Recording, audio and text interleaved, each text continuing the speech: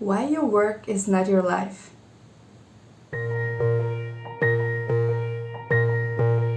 Hi everyone, this is Victoria from SitePlant. In this video today, I'm going to tell you how your work is not your life and how to fight the workism nowadays. If someone asked you who you are today, how would you reply?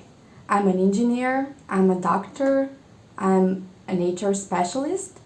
We tend to identify ourselves with our work.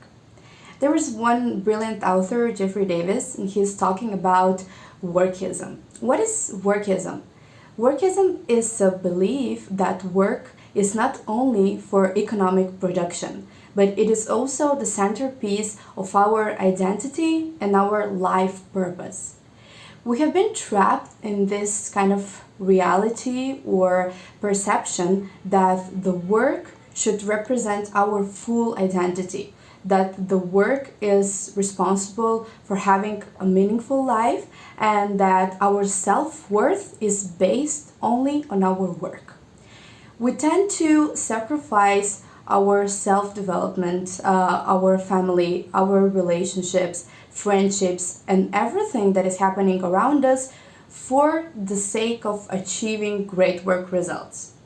This means that if we're working 24/7 or we're committed to our work goals, that this means that we're probably a successful person. The first argument that I would like to give you is that overworking is underproductive. Nowadays, even not nowadays, but also in the past, we can see people on highly responsible functions, such as CEOs or managers, for instance, or just people who are responsible for managing other employees under them. They're staying longer hours in the office. They tend to wake up earlier in order to get more tasks done, and they're even not taking breaks during their work time. Basically, this means that they're working kind of 24/7 or more than the regular work hours. We have been trapped in this mindset that the longer and the harder we work, the more successful we become. So I totally disagree with this point of view, because we haven't discussed about productivity here, and let's talk about productivity. The more you work, the less productive you actually are. If you're not taking any breaks and if you're staying so many hours in the office, your results are not going to be the same actually. So the more actually you're taking breaks and the better sleep you're having and the breaks during your work time, you're going to be more effective. On the same way, you can enjoy more meaningful work and you can achieve a good life balance that way. The second and very important argument that proves why your work is not your life is that you're risking your mental health by losing yourself in the work. For instance, as I talked before, these high-level executive people, they tend to take 10 different projects in the same time.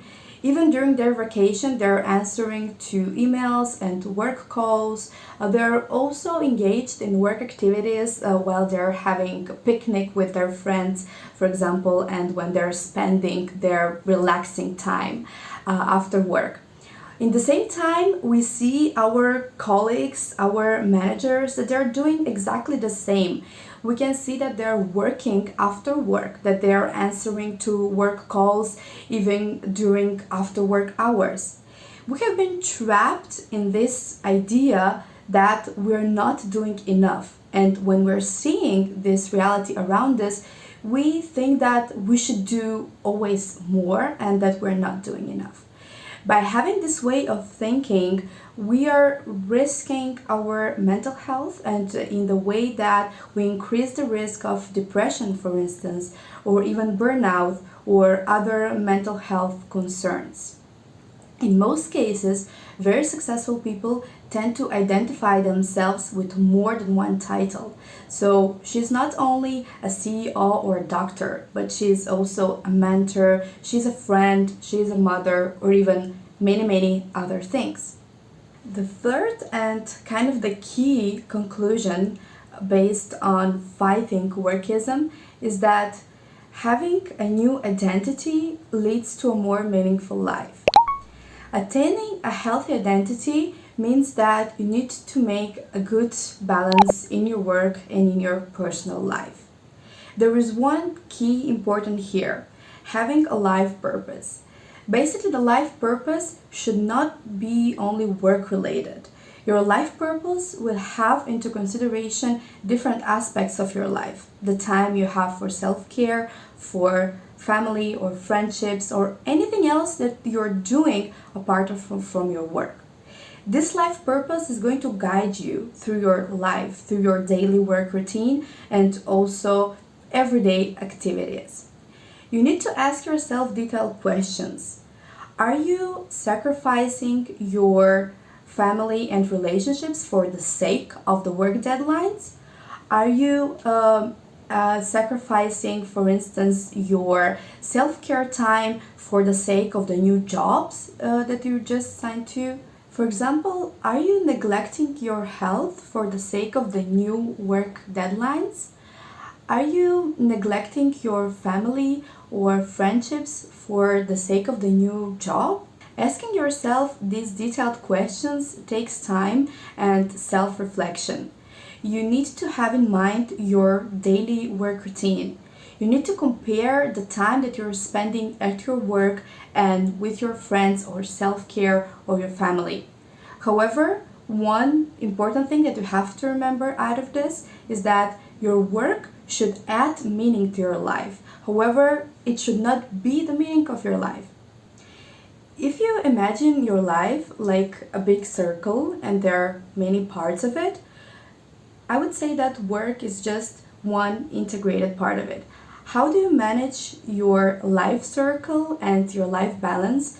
Is based on many things, your values and what do you want to achieve as a life purpose. However, work is just an integrated part of your life, and there is no such thing such as work-life balance. There's only life balance that you will be aiming to have.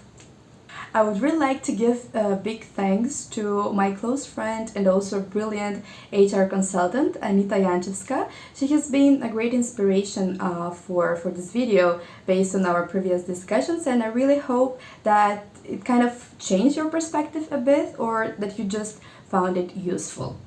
Thank you very much for watching this video, and I would really appreciate if you like it and subscribe.